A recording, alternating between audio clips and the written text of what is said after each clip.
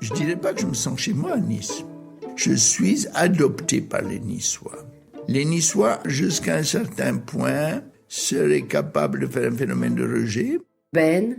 Et en même temps, seraient capables de faire un phénomène d'amour. Les Niçois disent « Ah, notre Ben, ne touchez pas notre Ben. Ben, c'est notre fada du coin. » Et ils seraient tout à fait capables de rejeter Ben aussi. Vous savez, quand moi j'étais jeune, lorsqu'on allait à Masséna, on allait ailleurs. J'ai fait du camping à l'aéroport. Noël Dola. Devant l'aéroport, c'était en friche. Du côté de la réserve, il y avait le pré des Restes, le pré Fossat, il y avait des prés. Il n'y avait plus les vaches, mais il y avait encore l'herbe. Mais la promenade des Anglais, non, on n'y allait pas.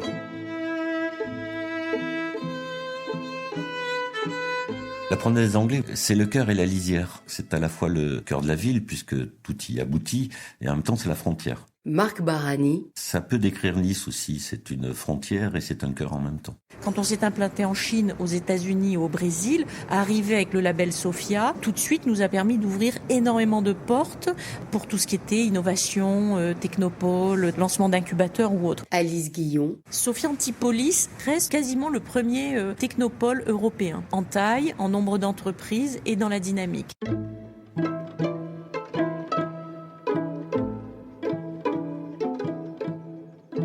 La deuxième saison, j'ai décidé que ce serait bien vraiment d'aller chez les gens directement, chez l'habitant. Irina Brook. Pour qu'il y ait un contact direct avec le public ou les personnes surtout qui ne venaient pas. Parce que c'est très facile d'imaginer que c'est pas pour soi le théâtre. Pour dire si c'est pour vous. On partageait la programmation en direct. On a rencontré beaucoup de très belles personnes et c'était vraiment un grand succès. Une chose qui a dû compter dans mon parcours, c'est qu'il y avait à Nice Ben, il était brocanteur à ce moment-là. Ernest Pignon-Ernest. Mais son magasin était un peu comme une provocation parce qu'il était couvert d'écriture, il clouait tout sur la façade. D'ailleurs, la municipalité l'a sommé plusieurs fois de nettoyer sa façade, qui maintenant est à Beaubourg, est devenu un lieu culte.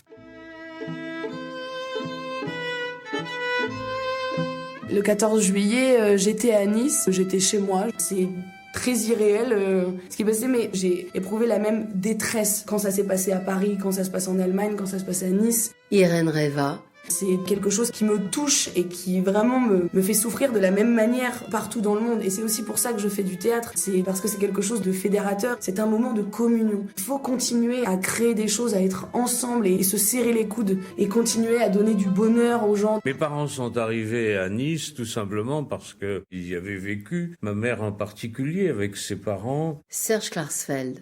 Elle était venue en villégiature à plusieurs reprises à Nice depuis les années 20. Comment mettre sur le papier l'âme d'un olivier par rapport à un pin ou par rapport à un chêne? Edmond Baudouin. Quelle est la musique que dégage l'olivier par rapport au chêne, puisque c'est cela qui m'importe de mettre sur le papier. C'est pareil avec la vague. Et cette vague, ça m'a fasciné, ça même enfant. Cette vague n'a jamais existé. Et elle n'existera plus jamais.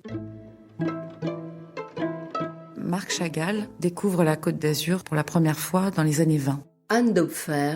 Et c'est une découverte extraordinaire pour lui. Curieusement, il ne parle pas tellement à ce moment-là de la lumière méditerranéenne, mais il a un choc absolu en voyant les bouquets sur les marchés, et les fleurs à vrai dire. Les couleurs, le chatoiement des tons va énormément l'étonner.